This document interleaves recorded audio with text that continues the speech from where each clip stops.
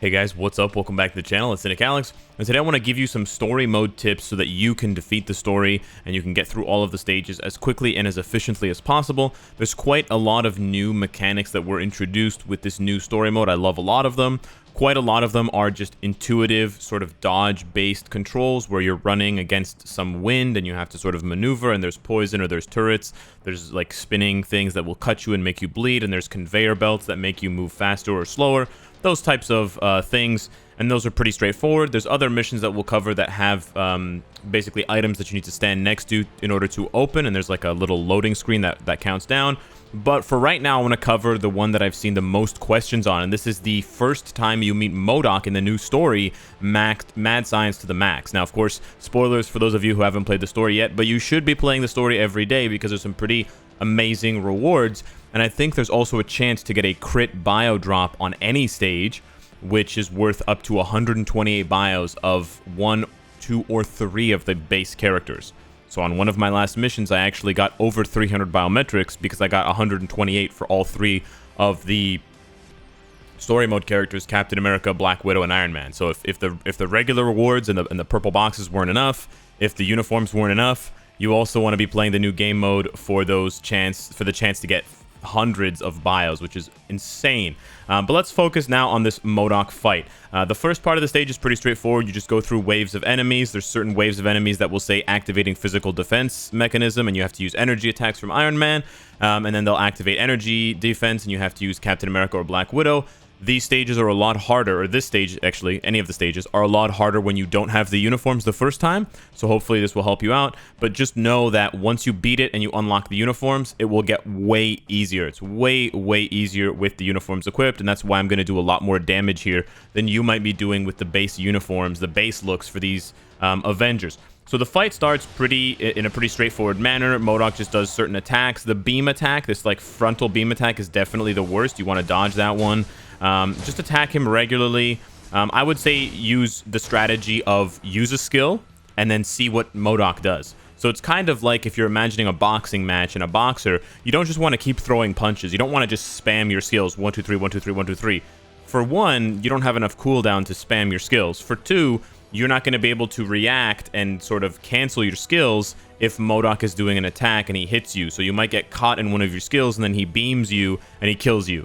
And you're like, damn, I just lost a character. And you only have 2 more characters left, so it's pretty tough. You also don't get HP for switching, even if you're high VIP. So you really have to pay attention and you have to play. It's all about skill.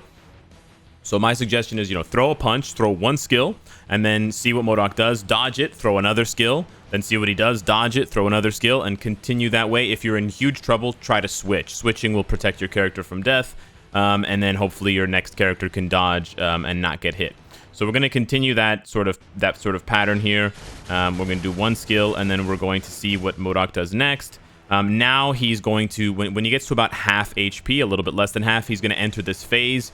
In this phase, he takes greatly reduced damage, so I wouldn't recommend attacking him unless you feel confident that you can kill him. But he was going to throw these pink orbs at you, and you basically just have to run. If you're constantly running, you can just run in a big circle. They're not going to hit you. So just run. Basically, all you have to do is get out of dodge. There I got hit by the orbs at the end. So yeah, just dodge and just get out of the way. So we're just going to continue to use one skill and then see. You can stun him. You can crowd control a MODOK. So if you have a stun or a bind or paralysis or something like that, you can sort of CC him. You can freeze him and stuff like that. And then you can do some extra damage. This is the part of the fight that I basically wanted to make the video about because this is the part that people are having the most trouble. MODOK is going to cover himself in a pink shield, and he's going to take greatly reduced damage from your attacks. I'm talking like 5 damage per hit. You basically can't kill him in this mode because it's going to take you ages. He's got 24,000 HP, and you're doing 5 hits, 5 damage per hit. I mean, even with my bad math skills, I know it's going to take a long time. What he's going to do next is he's going to put one hand up, and he's going to, like Frieza, he's going to summon this electrical pink ball of energy, and he's going to throw it at you. The ball will follow you for a while, and if you just keep running, the ball will disappear. And then MODOK will just keep having the shield up. He'll summon another ball, or he'll do another attack, and you basically can't do any damage to him, and you're like, what's going on? I'm just running in circles. This is not working. What you need to do is you need to run basically in a semicircle. behind him quickly, just like a C in the C shape or a U shape, and then the ball will take the shortest distance, you know, A to B, and the ball will go through MODOK, and then it's basically like making him hit himself with his own attack. It's that classic sort of like reflect, you know, the Uno reversey card. So I'm gonna show you here. So he's gonna throw the purple thing at me. I'm gonna run in a quick circle around, and there we go. He just hit himself. He's gonna be stunned for 5 seconds, and then in that time you can do full damage to him. Okay, so I don't want to kill him because I want to show you guys the attack one more time, so you guys can get the hang of it. Some tips I have for you, some extra tips if you're still struggling with this. Try not to let MODOK go into the corner, because when he's in the corner, you can't really run around him, and it's a lot trickier. Sometimes the ball will hit you and MODOK at the same time. That's kind of annoying. In that case, you'll both be stunned. It's okay. Once he's out of the stun, he won't put up the shield right away, so you'll still have a chance to kill him. I would recommend saving your co-op skill and using the co-op skill to do maximum damage once the shield has dropped. But just be patient. He's gonna, you know, do a couple of attacks here, so you could kill him in this form here. But let's say you couldn't, and he puts up the pink shield again. Now you have to do it again, and I'll show you what it looks like. You don't want to be too close, you don't want to be too far, and you basically just want to run. There you go, and you make him hit himself, and then you can do full damage. Well, Black Widow doesn't actually do that much damage, but there you go. And that's how you beat the MODOK Mad Scientist, or Mad Science to the Max stage. Another general tip I have for you guys is funneling and also summoning waves in advance. So one thing you can do is when you run into a stage and you have a situation where a bunch of enemies spawn, you can just fight them, or you can funnel them into a much smaller space, and that way it's much easier to use an AoE attack, or even an attack that doesn't have a lot of AoE, because it will drag, you know, it will just hit most of them because they almost stack on top of each other. So rather than fighting them in this big empty space, you can drag them over here, and you can, you know, fight them in that small area. Another thing I could have done is I could have kept running past the bridge that I was just on, and I could have summoned this wave of enemies and fought them at the same time as the other wave of enemies, to sort of maximize the number of hits that I do on all of the enemies, and also to, you know, basically reduce the amount of time that it takes me to actually clear the stage. So essentially what the grouping would look like is the first wave spawns here, and I basically just run past them to here, and it will automatically spawn the next wave. And now we have basically 2 waves worth of enemies that I can just simply group up and slam down, and you'll see that I can kill them all much faster, and the second wave begins to spawn here anyways. And rather than having to fight them individually, rather having to wait through cooldowns, I did end up having to go back here to backtrack for a few enemies, but in a lot of other stages this works, where you can essentially run to the end of a short part of the stage, before the summoning circle, and all the enemies will just follow behind you. This is another good example. So they're going to summon here, but I can just keep running, and I can summon them all, and then I can just group them all up in one corner and take them all out with 1 or 2 skills, rather than having to use all my skills on the first group and then wait for the cooldown and then use all my skills again on the second group and then face Elektra. So I basically just cut my number of skill uses in half by 50%. You will have situations where a couple of enemies end up straggling behind, as you can see here. After I killed Elektra, there are a couple of enemies that were yet to spawn, but in most cases, it saves you a ton of time, and then you can actually clear the stages faster, and you can get those story mode rewards faster. Why is this guy not dead?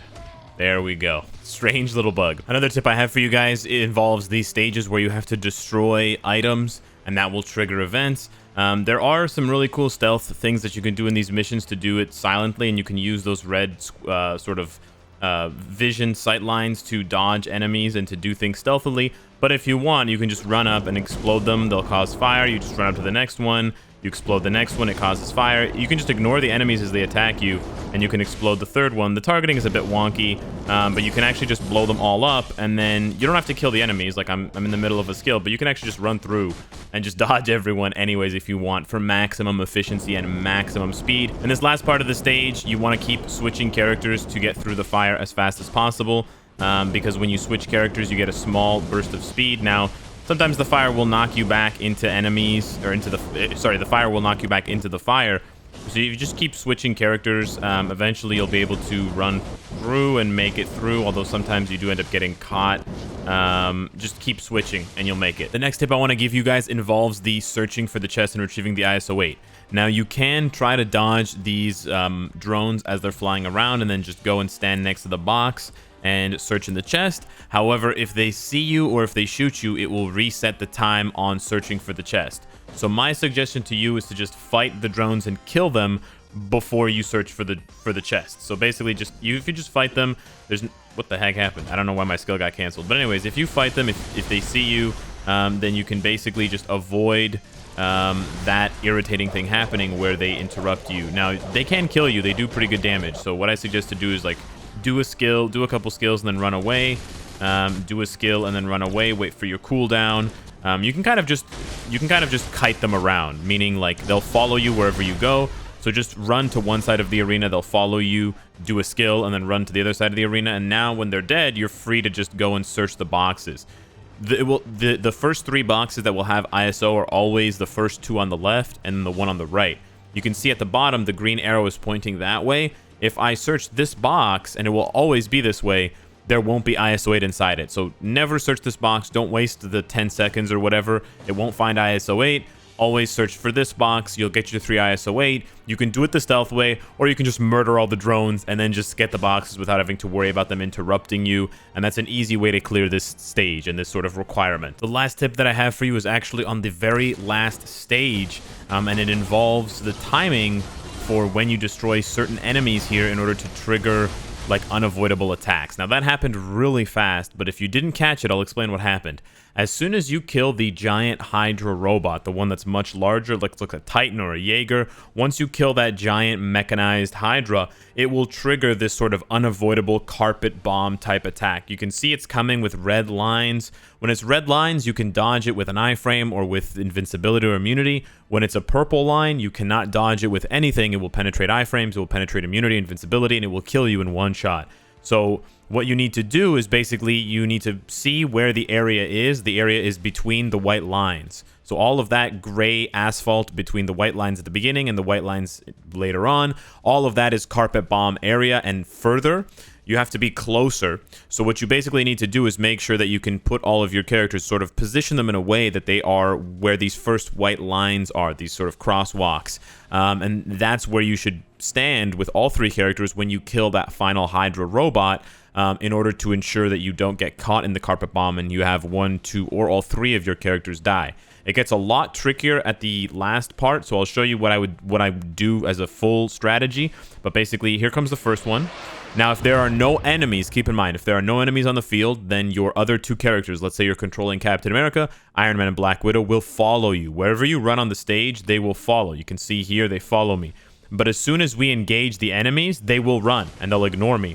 So this is an important thing to note, because you can use this to your advantage to position the characters. So I've sort of positioned them a lot further back, and that's where we want to be for this second phase. You can see there is the giant Hydra robot. As soon as he dies, the carpet bomb will appear. There it is.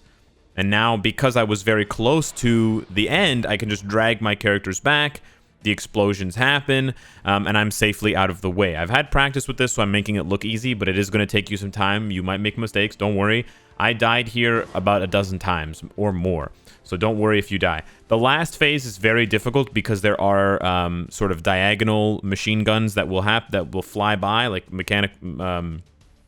horizontal lines, red lines, with ships that will fly by with machine guns, and then there will also be a purple carpet bomb when you destroy all of the mechs. The best advice I can give you, because there is a safe zone on the far left against the wall and on the far right against the wall, is this corner right here. This corner is like the sacred corner. You shouldn't really get hit by either the diagonal attacks or the carpet bomb if all 3 of your characters are in this corner. So I try to stay as close to this corner as possible. If you move forward, you'll trigger the enemies to spawn, and then you basically just want to destroy everyone except the giant robots. You can see the giant robots there. We don't want to kill him just yet, because as soon as one of them dies, the carpet bombing will commence. So we're doing pretty good right now. We want the other ones to die first. There we go. There's the carpet bombing. We're hoping that Captain America can make it over here. Captain America does not. Oh! He did survive! So that's why you run to that corner, because as soon as the enemies are gone, your characters will follow you. Black Widow was perfect. She ran right away. Cap got stuck in an animation, but he managed to make it there in time because of the slight delay. That was like picture perfect. I've never gotten it to work on the very first try. That's why I overreacted so much, because I've literally watched my characters die on that part of the fight so many times. I want to show you this last fight here because there's a lot of HP for Thor. Loki goes down pretty easily after just quite a few attacks, but Thor is a lot more annoying, and Thor can still kill you, so don't stop attacking him.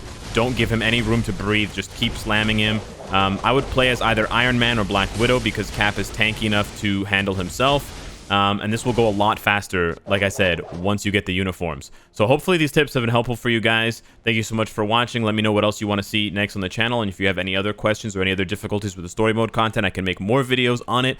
And I will see you in the next one. Take care.